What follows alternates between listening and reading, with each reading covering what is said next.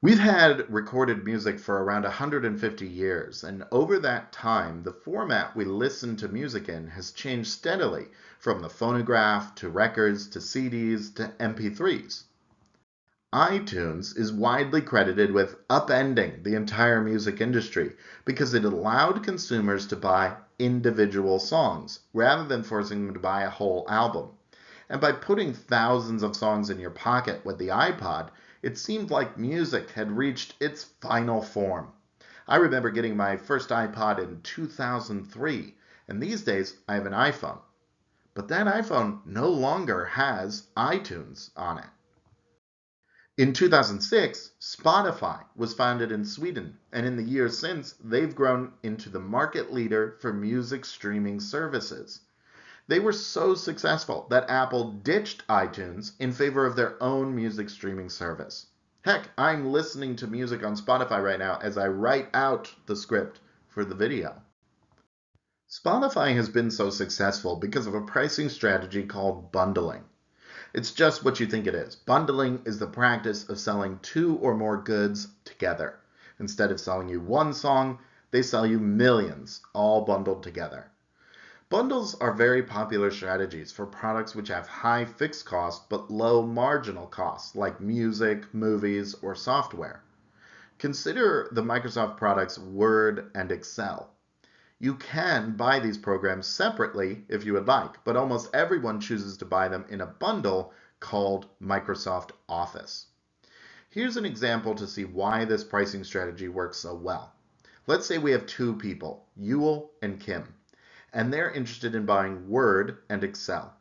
Yule is willing to pay $20 for Word, while Kim would pay $60 for it. For Excel, Yule is willing to pay $90. He must really enjoy it. But Kim would only pay $40. If they sell each program separately, Microsoft has just a couple of options. They could sell two copies of Word for $20 each, or they could sell one copy for $60.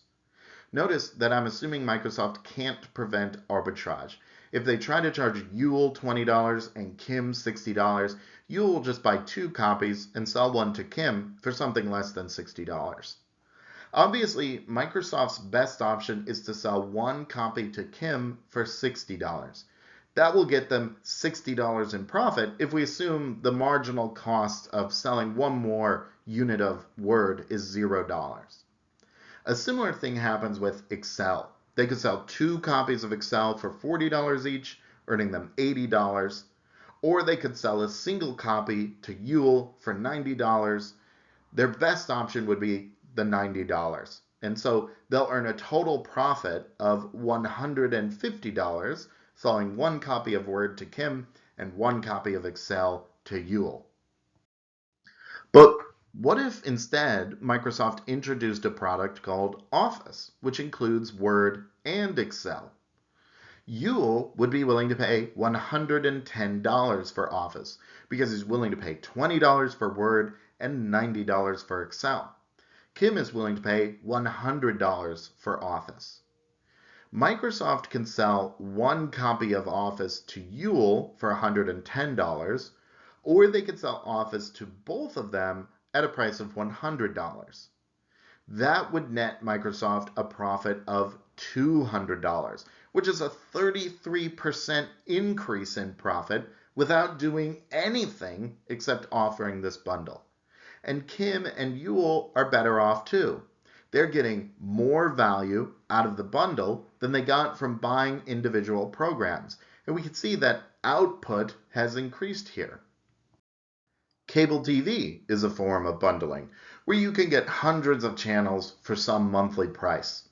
This tends to benefit consumers because it pushes everyone towards the average willingness to pay. In industries with high fixed costs but nearly zero marginal costs like TV and movies, bundling makes a lot of sense. Everyone values cable about the same, but that's because each of us gravitate towards different channels.